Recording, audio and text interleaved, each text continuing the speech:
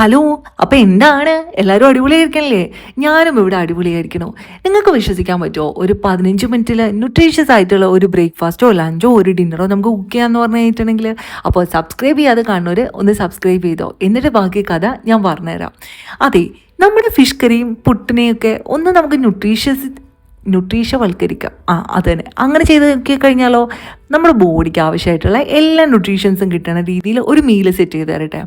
ഒരു ചട്ടി എടുക്കുക, അതിനകത്തേക്ക് മുളക് പൊടി, മഞ്ഞൾപ്പൊടി, ഉലുവേൻ്റെ പൊടി, പിന്നെ ചെറിയുള്ളി. സമയമുള്ളവർ ചെയ്തോളൂ, അല്ലാത്തവർ നമ്മുടെ സവാള ഇട്ട് കൊടുക്കുക. അതിനകത്തേക്ക് ഇഞ്ചി വേണം, തക്കാളി വേണം, കറിവേപ്പില വേണം, പച്ചമുളക് വേണം. ഇത്രയും സാധനങ്ങൾ നമുക്ക് അതിനകത്തേക്ക് ഇട്ട് കൊടുക്കാം. എന്നിട്ടാണ് നെക്സ്റ്റ് പ്രോസസ്സ്. അതിന് മുമ്പ് ഞാൻ ഒരു കാര്യം പറയട്ടെ. ഈ മീൽ എന്ന് പറയുന്നത് ഭയങ്കര ഈസി ആയിട്ട് എളുപ്പത്തിൽ കുക്ക് ചെയ്യാൻ പറ്റുന്ന ഒരു കാര്യമാണ് കേട്ടോ. അല്ലെങ്കിൽ കുറേ സമയമൊക്കെ എടുത്ത് വഴറ്റി മീൻകറിയൊക്കെ ഉണ്ടാക്കേണ്ട ആ ഒരവസ്ഥയിലേക്ക് നമുക്ക് പോകേണ്ട. ഈസി പീസി ആയിട്ട് നമുക്കിത് അങ്ങോട്ട് ഉണ്ടാക്കിയെടുക്കാം. ഈ പറയുന്ന സാധനങ്ങളെല്ലാം ഇട്ടതിന് ശേഷം നമ്മളുടെ കൈ വെച്ചിട്ട് നല്ലോണം അങ്ങോട്ട് തിരുമ്മി പിടിപ്പിക്കുക എന്ന് വെച്ച് കഴിഞ്ഞാൽ നമുക്ക് ഇഷ്ടമല്ലാത്ത ആരെങ്കിലും മനസ്സിലോർത്തിച്ച് അങ്ങോട്ട് ഞെരടി പിടിപ്പിക്കുക. അത്രയേ ഉള്ളൂ. സ്പൂണൊന്നും വെച്ച് ഇളക്കി അതിൻ്റെ ഗാംഭീര്യം കളയരുത്. ഓക്കെ. ഇത്രയും ചെയ്തതിന് ശേഷം എന്താ ചെയ്യേണ്ടതെന്ന് വെച്ച് കഴിഞ്ഞിട്ടുണ്ടെങ്കിൽ അതിനകത്തേക്ക് കുറച്ച് വെള്ളം ഒഴിച്ചു കൊടുക്കുക. ഒരുപാട് വെള്ളം ഒഴിക്കരുത്, ഇച്ചിരി മാത്രം വെള്ളം ഒഴിച്ചാൽ മതി കേട്ടോ. പിന്നെയില്ലേ, വെളിച്ചെണ്ണ ഒരു ഇച്ചിരി ഒഴിച്ച് കഴിഞ്ഞിട്ടുണ്ടെങ്കിൽ അടിപൊളിയാണ്. പിന്നെ എനിക്ക് ഒട്ടും തന്നെ എന്താ പറയുക, ഓയിലിൻ്റെ കണ്ടൻറ്റ് വേണ്ട എന്നൊക്കെ തോന്നുകയാണെങ്കിൽ വെളിച്ചെണ്ണയുടെ ആവശ്യമില്ല. നമ്മളിതിൻ്റെ ലാസ്റ്റ് തേങ്ങാപ്പാൽ അല്ലെങ്കിൽ തേങ്ങ അരച്ചത് ഒഴിക്കുന്നുണ്ട്. ഇനി നമുക്ക് മീഡിയം ടു ലോ ഫ്ലെയിമിൽ ഇതൊന്ന് കുക്ക് ചെയ്തെടുക്കാം. ഇതൊന്ന് കുക്കായി വരുമ്പോഴത്തേക്കും ഇതെല്ലാം കൂടി മെൽറ്റായി ചേർന്നിട്ടുണ്ടാവും. കുറച്ച് വെള്ളം കൂടി അതിനകത്തേക്ക് ഒഴിച്ചിട്ട് നമുക്ക് ഇതുപോലെ കുക്ക് ചെയ്തെടുക്കാം. ആ വെള്ളം ഒഴിക്കുന്നത് നിങ്ങളുടെ ഇഷ്ടത്തിന് ഒഴിച്ചോളൂ കേട്ടോ. പിന്നെ നമുക്ക് അതിനകത്തേക്ക് തേങ്ങാപ്പാൽ ഒഴിച്ച് കൊടുക്കണം. എന്നിട്ട് ഒരു ഇച്ചിരി പുളിയും കൂടി ഇട്ട് കൊടുത്തിട്ടുണ്ട്. എൻ്റെ തക്കാളിക്ക് നല്ല പുളിയുള്ളതുകൊണ്ടാണ് ഞാൻ ആദ്യം ഇടാതിരുന്നത്. നല്ല പുളി വേണമെങ്കിൽ ആദ്യം തന്നെ ഇട്ടോന്നേ. പിന്നെ നമ്മുടെ കയ്യിലുള്ള ഫിഷ് ഏതാണോ അതങ്ങോട്ട് ഇട്ട് കൊടുക്കാം. ഞാനിപ്പോൾ ഒരു 1/2 കിലോയോളം നമ്മുടെ ചെമ്മീൻ ഇട്ട് കൊടുത്തിട്ടുണ്ട്. നമുക്കിതൊന്ന് താളിക്കണം. കുറച്ച് വെളിച്ചെണ്ണ ഒഴിച്ച് കറിവേപ്പില ഇട്ട് കൊടുക്കുക, ചെറിയ ഉള്ളി ഇട്ട് കൊടുക്കുക, അതിനകത്തേക്ക് കുറച്ച് ഉലുവേൻ്റെ പൊടിയും കൂടി ഇട്ട് കൊടുത്തിട്ട് നമുക്ക് അങ്ങോട്ട് താളിക്കാം. ഇതൊരു അടിപൊളിയായിട്ടുള്ള കറിയല്ലേ. കുറച്ച് ഓയിൽ മതി, ഒരുപാട് ഓയിൽ വഴറ്റാനൊന്നും വേണ്ട. അപ്പോൾ അടിപൊളിയല്ലേ. ഇനി നമുക്ക് നമ്മളുടെ പുട്ടിനെ ഒന്ന് ന്യൂട്രീഷവൽക്കരിക്കാം. നമ്മുടെ പുട്ടുണ്ടാക്കുന്നതിനായിട്ട് നമ്മൾ ഗോതമ്പ് പൊടി അല്ലെങ്കിൽ അരിപ്പൊടിയല്ലേ യൂസ് ചെയ്യണേ. നമ്മുടെ ആ ഗോതമ്പ് പൊടി ഇങ്ങോട്ട് എടുക്കുക. അതിന് മുമ്പായിട്ട് ഒരു ക്യാരറ്റ് അല്ലെങ്കിൽ ഒരു ബീറ്റ്റൂട്ട് എടുക്കുക. അതിനകത്തേക്ക് കുറച്ച് ഉപ്പും കൂടി ഇട്ട് കൊടുത്തിട്ട് നല്ലോണം അങ്ങോട്ട് പിഴിയുക മീൻസ് ഇങ്ങനെ ഇളക്കി കൊടുക്കുക. ആ ഇളക്കി കഴിയുമ്പോഴത്തേക്കും അതിനകത്ത് നിന്ന് കുറച്ച് വെള്ളം റിലീസ് ആവാൻ തുടങ്ങും. അതിൻ്റെ ഇതിനകത്ത് നമുക്ക് ഈ പുട്ടുപൊടി വന്നിട്ട് കുഴച്ചെടുക്കാം. ഞാൻ ഇവിടെ ഗോതമ്പിൻ്റെ പൊടിയാണ് ഇട്ട് എടുത്തേക്കണേ. എന്നിട്ട് നല്ലോണം അങ്ങോട്ട് മിക്സ് ചെയ്ത് കൊടുക്കുക. എന്നിട്ട് നിങ്ങൾക്ക് ഇനിയും വെള്ളം വേണം എന്ന് തോന്നുകയാണെങ്കിൽ കുറച്ച് വെള്ളം ഒഴിച്ചിട്ട് നമുക്ക് ഈ പുട്ടുപൊടി അങ്ങോട്ട് നനച്ചെടുക്കാം. പുട്ടുപൊടി എങ്ങനെയാ ആയോന്ന് നോക്കണേ. ഇതുപോലെ ഇങ്ങനെ ഒന്ന് ഉരുട്ടി നോക്കുക, എന്നിട്ട് ഇങ്ങനെ വിടർത്തിയിട്ട് നോക്കുക. അപ്പം ഇതുപോലെ തന്നെ ആവണമെങ്കിൽ നമ്മുടെ പുട്ടുപൊടി ആയിട്ടുണ്ടെന്നാണല്ലോ. ഇനി നമുക്ക് തേങ്ങ ഇടുക, പുട്ടുപൊടി ഇടുക, ആവിയിൽ വെച്ചിട്ട് ചുട്ടെടുക്കുക. അടിപൊളിയല്ലേ. ക്യാരറ്റിനകത്ത് വൈറ്റമിൻ പല ABCDകളുണ്ട്. അതുകൊണ്ട് അടിപൊളിയാണ്. നമ്മളുടെ കണ്ണിന്, അതുപോലെ നമ്മളുടെ വെയിറ്റ് ലോസിന്, നമ്മളുടെ എനർജി ബൂസ്റ്റപ്പ് ചെയ്യാൻ എനിക്ക് അടിപൊളിയാണ്. നമ്മൾ അതുപോലെ തന്നെ ഫിഷിനകത്താണെങ്കിലും ഫിഷ് കറി ഉണ്ടാക്കിയപ്പോൾ അധികം ഓയിൽ നമ്മൾ യൂസ് ചെയ്തിട്ടില്ല. അതുകൂടാതെ നമ്മൾ ടൊമാറ്റോയ്ക്ക് ഇട്ട് കൊടുത്തിട്ടുണ്ട്, ചെറിയുള്ളി ഇട്ട് കൊടുത്തിട്ടുണ്ട്. സോ ഇതെല്ലാം അതിൻ്റെ കൂടെ തേങ്ങാപ്പാലും പിഴിഞ്ഞൊഴിച്ചിട്ടുണ്ട്. സോ ഇതെല്ലാം എങ്ങനെയാണ് നമുക്ക് അടിപൊളിയായിട്ടുള്ള ഹെൽത്തിന് ആവശ്യമായിട്ടുള്ള ഫാറ്റും കാര്യങ്ങളും ഒക്കെയാണ്. സോ ഇതും ഹെൽത്തിയാണ്. ഇത് ഉണ്ടാക്കാനായിട്ട് മിനിമം എത്ര സമയം എടുത്തിട്ടുണ്ടാവും? ഞാൻ എടുത്തത് വെറും 15 മിനിറ്റാണ്, ഇതിൻ്റെ കട്ടിങ്ങും ക്ലീനിങ്ങും ഉൾപ്പെടെ. സോ ഒരു ഫുഡ് ഉണ്ടാക്കാൻ വേണ്ടിയിട്ട് ഇത്രയും സമയത്തിൻ്റെ ആവശ്യം മാത്രമേ ഉള്ളൂ. നമ്മളതിനെ ഒന്ന് ഡിസൈൻ ചെയ്തിട്ട് എളുപ്പത്തിന് ഉണ്ടാക്കുകയാണെങ്കിൽ. ഇത് ന്യൂട്രീഷ്യസ് ആയിട്ടുള്ള ഒരു മീലാണ്. ബ്രേക്ക്ഫാസ്റ്റിനോ ലഞ്ചിനോ നിങ്ങൾക്ക് കഴിച്ചു നോക്കാൻ വേണ്ടി പറ്റും. വെറുതെ പുട്ട് മാത്രം ഉണ്ടാക്കി ആ കാർബോഹൈഡ്രേറ്റ്സ് മാത്രം ഉള്ളിലേക്ക് കഴിക്കുന്ന സമയത്ത് അതിനകത്തൊരു ക്യാരറ്റും കൂടി വന്നപ്പോൾ എത്രമാത്രം ന്യൂട്രീഷ്യസ് ആയെന്നൊന്ന് ആലോചിച്ച് നോക്കിയേ. ഇങ്ങനെ സ്ലൈറ്റ് ആയിട്ടുള്ള ചേഞ്ചസ് ഉണ്ടാക്കിക്കൊണ്ട് തന്നെ നമുക്ക് നമ്മളുടെ വെയിറ്റ് ലോസ് ചെയ്യാന്നേ. എൻ്റെ ശരീരത്തിലെ 7 കിലോയോളം വെയിറ്റ് ലോസ് ഞാൻ കുറച്ചത് ഇതുപോലെ ബാലൻസ്ഡ് ആയിട്ടുള്ള ഫുഡ് കഴിച്ചിട്ടാണ് കേട്ടോ. അതാണ് ഏറ്റവും അടിപൊളിയായിട്ടുള്ള വെയിറ്റ് ലോസ് മെത്തേഡ് എന്നാണ് ഞാൻ വിശ്വസിക്കുന്നത് കേട്ടോ. ഇതിനകത്ത് ഇന്ന് പ്രോബയോട്ടിക് ആയിട്ട് ഞാൻ തൈര് എടുത്തിട്ടുണ്ട്.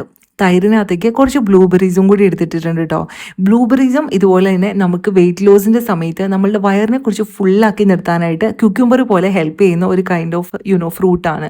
അപ്പം നമുക്ക് അത് നമ്മളുടെ യോഗട്ടിലോ അല്ലെങ്കിൽ നമ്മളുടെ തൈരിലോ തന്നെ ഇട്ടിട്ട് നമുക്ക് വേണമെങ്കിൽ കുടിക്കാൻ വേണ്ടി പറ്റും.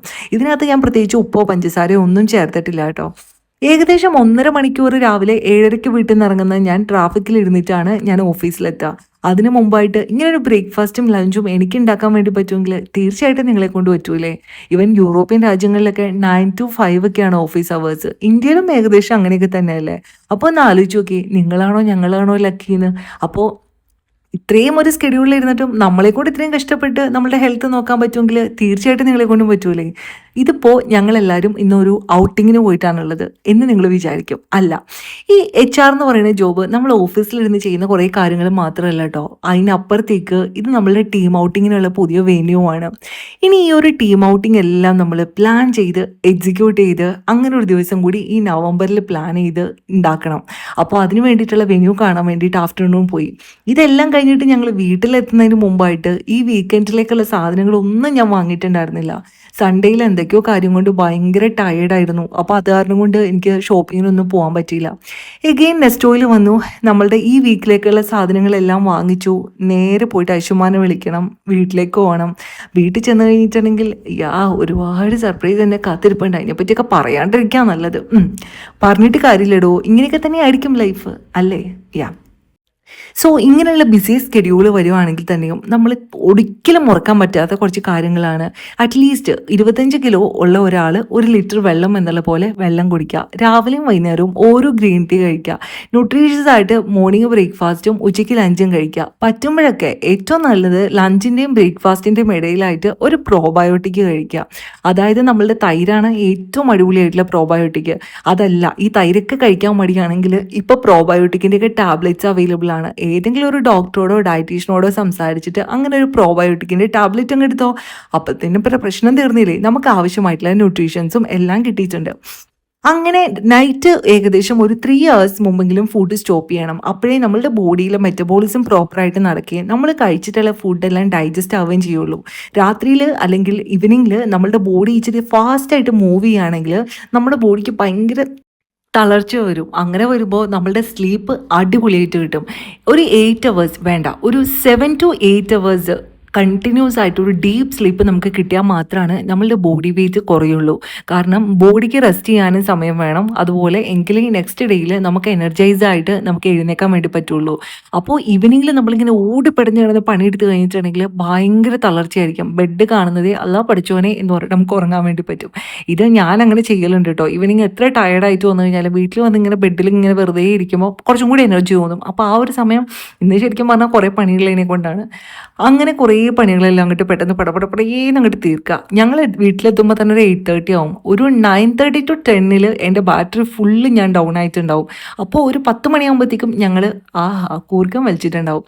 ഇതിപ്പോൾ സൺഡേയിലെ പരിപാടികളൊന്നും തീർക്കാത്തതിനെ കൊണ്ടാണ് ശരിക്കും പറഞ്ഞാൽ ഇന്നത്തെ ദിവസം ഇത്രയും ടയർഡായിട്ട് ഒരുപാട് പണിയുണ്ടായിരുന്നു. ശരിക്കും എനിക്ക് വീടിങ്ങനെ മെസ്സായിട്ട് കിടന്നു കഴിഞ്ഞിട്ടുണ്ടെങ്കിൽ ആകെ കൂടെ എന്തോ ഒരു മാതിരിയാണ് കേട്ടോ. ഇങ്ങനെ അവിടെയും ഇവിടെയും തുണികളും അതും ഇതൊക്കെ ആയിട്ട് കാണുമ്പോൾ ടോയ്സും ഭ്രാന്ത് പിടിക്കും. ശരിക്കും ഐഷു അങ്ങനെ ഒരുപാട് മെസ്സാക്കണ പോലത്തെ ഒരാളല്ല. പക്ഷേ എന്താന്ന് പറഞ്ഞു കഴിഞ്ഞാലും സൺഡേയിൽ വീട്ടിൽ ആരെങ്കിലുമൊക്കെ ഉണ്ടാവും. അപ്പോൾ എന്താ പറയുക, എല്ലാവരും അവിടെ ഇരുന്ന് ഇവിടെ ഇരുന്ന് ഒക്കെ ആകെ കൂടെയൊക്കെ കച്ചറായിട്ടുണ്ടാവും. പിന്നെ അതെല്ലാം ഒന്ന് ക്ലീൻ ചെയ്ത് തുണി വിരിക്കാനുണ്ടായിരുന്നു. ഈ തുണി രാവിലെ ഉണങ്ങിയിട്ട് വേണം നാളത്തെ ദിവസം എൻ്റെ മോൾക്ക് സ്കൂളിൽ യൂണിഫോം ഇടാൻ. സത്യം പറഞ്ഞാൽ യൂണിഫോം വരെ വാഷ് ചെയ്യാൻ ഞാൻ മറന്നുപോയി. അത് മറന്നതല്ല കേട്ടോ, സത്യം പറഞ്ഞാൽ വാഷിംഗ് മെഷീൻ കംപ്ലൈൻ്റ് ആയിരുന്നു. നമ്മൾ പുതിയൊരു വാഷിംഗ് മെഷീനൊക്കെ വാങ്ങിയിട്ടുണ്ട്.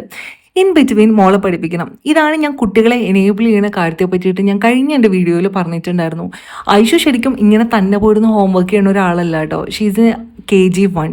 അപ്പോൾ KG1 ഒരു കുട്ടി തന്നെ ഹോംവർക്ക് ഇരുന്ന് ചെയ്യാന്ന് പറയണത് നിങ്ങൾക്ക് കുറച്ച് ആൾക്കാർക്കെങ്കിലും ഒരു വിയേർഡായിട്ട് ഫീൽ ചെയ്തിട്ടുണ്ടായിരിക്കും. എന്താ കൂടെ ഇരുന്ന് പഠിപ്പിച്ചാലെന്ന്.